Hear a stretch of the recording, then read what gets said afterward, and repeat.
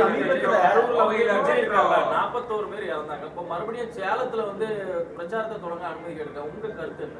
நீங்க அதை அனுமதி மறுக்கப்பட்டிருக்காங்க, அதை நீங்க எப்படி பாக்குறீங்க? இல்லை, அவங்க 2 காரணத்தை சுட்டி காட்டிக்கிறாங்க. ஒன்று திருவண்ணாமலை தீபம் ஒரு காரணம், இன்னொன்று வந்து டிசம்பர் 6ஆம் தேதி அதாவது வந்து பாபர் மசூதி. ஆக்சுவலாக அதே தப்புங்க. அது வந்து அண்ணல் அம்பேத்கருடைய நினைவு தினம் தான். அதையவே அன்றைக்கி வந்து அதை வச்சிடக்கூடாது. ஸோ இந்த காரணம் சுட்டி காட்டிக்கிறாங்க. அவங்க அந்த தேதியை வேறு தேதியை மாற்றி கேட்க முடியாது, அவ்வளோதான். அது ஒன்றும் பெரிய விஷயமா இருக்கிற மாதிரி தெரியல. அந்த 2 தேதியை குறிப்பிட்டுருக்காங்க, வேறு தேதி கேளுங்க, வேறு தேதி கேட்டு வாங்கிக்க வேண்டியது, அவ்வளோதான். கோவை மெட்ரோக்கு அனுமதி மறுக்கப்பட்டிருக்கிறது, எப்படி பார்க்குறீங்க? அதாவது சரியான டிபிஆர், சரியான தகவல்கள் தரப்படாத டிபிஆர்ல அனுமதி கேட்டதே தவறாக இருக்குன்னு சொல்லி பாரதிய ஜனதா கட்சி தமிழகத்தை தொடர்ந்து வஞ்சித்து வருகிறது மத்திய அரசு, தமிழக அரசு. சார், அதாவது சிறு துரும்பியும் வந்து மத்திய அரசுக்கு எதிராக திருப்புறது தான் வந்து திமுகவினுடைய பொலிட்டிக்கல் ஸ்ட்ராட்டஜிங்க. அந்த வகையில் திமுக வந்து கிடைக்கக்கூடிய எல்லா வாய்ப்பையும் மத்திய அரசு தமிழ்நாட்டுக்கு வஞ்சிக்குது அப்படிங்கிற கருத்தை வந்து ஒரு நெரேட்டிவ் செட் பண்ணணும். அதுதானே தவிர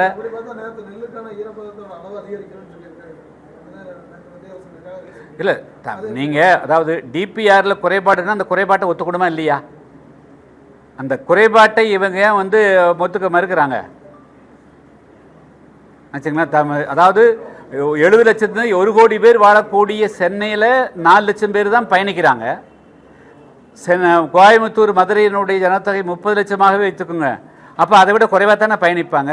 ஸோ அதாவது இருக்கக்கூடிய ஃபேக்டை நீங்கள் கொடுத்துட்டு இந்தந்த காரணத்திற்காக இது தொழில் நகரம், இது சுற்றுலா நகரம், அதாவது வந்து மதுரைங்கிறது வந்து மீனாட்சி அம்மன் கோயில் இருக்கக்கூடிய இடம், அதனால் வந்து இது பிரசித்தி பெற்ற பகுதி, இந்தந்த காரணத்தினால இது தேவையை எப்படி என்று சொல்லி அதுக்கு காரணம் தான் சொல்லணுமே தவிர வரட்டு பிடிவாதத்தில் வந்து போராடுறதும் மத்திய அரசு மேலே குற்றம் சுமத்துறது வந்து இது வந்து பொலிட்டிக்கல் அரசியல் ரீதியாக நல்லா இருக்குமே தவிர காரியம் சாதிக்கிறதுக்கு சரியாக இருக்க முடியாது. அதுதான் சொல்ல முடியும். ஜனதொகை கூட குறைவாக இருக்கலாம், வந்து விரிந்து போயிருக்கலாம். சரிண்ணா, அதனால் வந்து கோவைக்கு தேவை இருக்கிறது, மதுரைக்கு தேவை இருக்கிறதுக்கு உண்டான காரணங்களை சரியாக சமர்ப்பிக்காமல் அதை விட்டுவிட்டு மத்திய அரசுக்கு எதிராக வந்து குற்றம் சுமத்துவதே இது வந்து ஒரு தொடர்ந்து வந்து திமுக பண்ணுறது வந்து மக்கள் மத்தியிலே எடுபடாது. நேற்றைய தினம் திருநெல்வேலியில் பல ஊராட்சிகளில் பேராட்சி, நகராட்சி மற்றும் மாநகராட்சி நிர்வாகத்துக்கு உட்பட்ட பல பகுதிகளில், குறிப்பாக தேவேந்திரகுல வேளாளர்கள் மற்றும் பட்டியல் வகுப்பார் வாழக்கூடிய பகுதிகளில் அடிப்படை வசதிகளை செய்து கொடுப்பதில் மிகப்பெரிய பாகுபாடு காட்டப்படுகிறது. திட்டமிட்டு மக்கள் வாழக்கூடிய பகுதிகளுக்கு குடிநீர் வசதிகள் செய்து கொடுப்பதில்லை. வாறுகால் வசதிகள், தெருச்சாலைகள், மயான வசதிகள், அதேபோல் போக்குவரத்து வசதிகள் செய்து கொடுப்பதில்லை.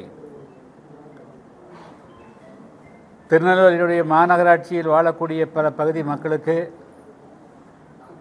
பெரும்பாலான பகுதிகளுக்கு பாதாள சாக்கடை வசதி செய்து கொடுத்தாலும் கூட தேவேந்திர வாழ உள்ளிட்ட பல பகுதி மக்கள், ஏழை மக்கள் வாழக்கூடிய பகுதிகளை இந்த பாதாள சாக்கடையில் சேர்க்காமல் இந்த மக்கள் புறக்கணிக்கப்படுகிறார்கள். புறநகரிலே பல பகுதிகள் பல வருடங்களாக அந்த மக்கள் வாழக்கூடிய பகுதிகளுக்கு வந்து வீட்டு மனை கொடுப்பதில்லை, பேருந்து வசதி இல்லை என்றெல்லாம் சொல்லியிருந்தோம். இன்று வந்து அந்த கிராம மக்களே கொஞ்சம் பேர் வந்திருக்கிறாங்க. பல பகுதிகள் நேற்று ஆர்ப்பாட்டத்தில் கலந்து கொண்டனால் பெரிய அளவு வரல. அதே போல் மாஞ்சோலை தேயிலை தோட்ட தொழிலாளர்களுடைய பிரச்சனை நம்முடைய பத்திரிகையாளர்களுக்கு தெரியும். இப்பொழுது அங்கு செயல்பட்டு வந்த தேயிலை தோட்டங்கள் இப்பொழுது செயல்படாமல் போனாலும் கூட அந்த மக்கள் நீதிமன்றத்திலே வழக்கு தொடுத்து அந்த வழக்குகள் நிலுவையில் இருக்கக்கூடிய நிலையில் இன்னும் தொடர்ந்து அங்கே தான் வாழ்ந்து கொண்டிருக்கிறார்கள். ஆனால் அவர்களுக்கு உண்டான அடிப்படை வசதிகளை, குடிநீர் வசதிகள், அதே போல் மின்சார வசதி, போக்குவரத்து வசதி ஆகியவற்றை செய்து கொடுக்க வேண்டும் என்று தேசிய மனித உரிமை ஆணையம் உத்தரவு 2 முறை பிறப்பித்திருந்தும் கூட கடந்த சில நாட்களாக மீண்டும் அவர்களுக்கு குடிநீர் வசதி துண்டிக்கப்படுகிறது, போக்குவரத்து துண்டிக்கப்படுகிறது, அதேபோல் மின்சார வசதிகள் துண்டிக்கப்படுகின்றன என்ற செய்திகள் பெரும்பாலான ஊடகங்களிலே வெளியே வருகின்றன. அதைவிட மிக முக்கியமாக அந்த மக்களுக்கு கடந்த 2 மாத காலமாக அவர்களுக்கு வழங்கப்பட வேண்டிய ரேஷன் பொருட்கள் வழங்கப்படாமல் அவர்கள் ஊத்து என்ற எஸ்டேட்டில் 4 முக்கில் மாஞ்சோலை, காக்காச்சி, அதே போல் இது போன்ற பகுதிகளில் வாழ்ந்து கொண்டிருக்கூடிய மக்களை நீங்கள் கீழே போய் வாங்கிக் கொள்ளுங்கள் என்று அவர்கள் விரட்டப்படுகின்ற போக்கும் அச்சுறுத்தப்படுகின்ற போக்கும் உருவாகி இப்பொழுது கடந்த 2 மாதங்களாக அவர்களுக்கு அடிப்படை ரேஷன் பொருட்கள் வழங்கப்படவில்லை. இது அப்பட்டமான மனித உரிமை மீறல். இது மறைமுகமாக அவர்களை பட்டினி சாவுக்கு தள்ளப்படக்கூடிய நிலைமை. ஏற்கனவே வேலை இல்லை, அரசு கொடுக்க வேண்டிய அந்த ரேஷன் பொருட்களை கூட கொடுக்காமல் இருப்பது மறைமுகமாக அந்த மக்களை பட்டினிக்கு செல்லக்கூடிய நிலையாகும். இதை உடனடியாக இந்த போக்கை மாவட்ட நிர்வாகம் நிறுத்தணும். நானே கடந்த 1 மாதத்திற்கு முன்பு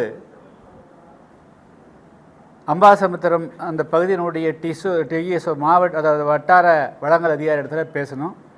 ஆனால் அவர்கள் என்ன செய்கிறாங்க, மாவட்டத்திலிருந்து மாவட்ட ஆட்சியர் அவர்களே அவங்க மாஞ்சோல் இருக்கக்கூடியவர்களுக்கு ரேஷன் பொருட்கள் கொடுக்கக்கூடாது, அவர்களை போய் கீழே வாங்கிக் கொள்ளுங்கள் என்று வற்புறுத்துகிறார்கள் என்று கொடுக்குறாங்க. அதுக்கு அத்தாட்சியாக அந்த மக்கள் வந்திருக்கிறாங்க.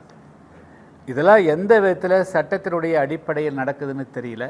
இதெல்லாம் தவறானவைகள். இது மாவட்ட நிர்வாகம் இப்படியெல்லாம் செய்யக்கூடாது. மேலும் இப்பொழுது மீண்டும் மாஞ்சோலை வழக்கு வரக்கூடிய திங்கட்கிழமை நீதிமன்றத்தில் வருது. ஸோ மாவட்ட நிர்வாகங்கள், அதுவும் குறிப்பாக ஐஏஎஸ் போன்ற அதிகாரிகள் மனித நேயத்தோடு நடந்து கொள்ள வேண்டும் என்று நான் வலியுறுத்துகிறேன். அந்த மக்களுக்கு அவங்க தொழிலாளர் துறையில் வழக்கு தொடுத்து அந்த வழக்கு இன்னும் விசாரணைக்கு வருது.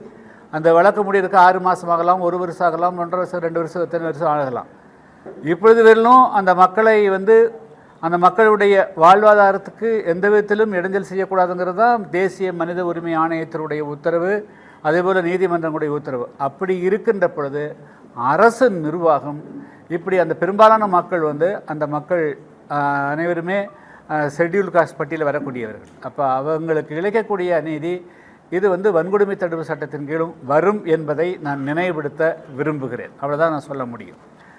அதே போல் இப்போது நாங்கள் நேற்றைய தினம் பல கிராமங்களை சுட்டி காட்டி பேசணும். அதில் பல கிராமங்கள் மக்கள் இன்றைக்கி வந்திருக்கிறாங்க.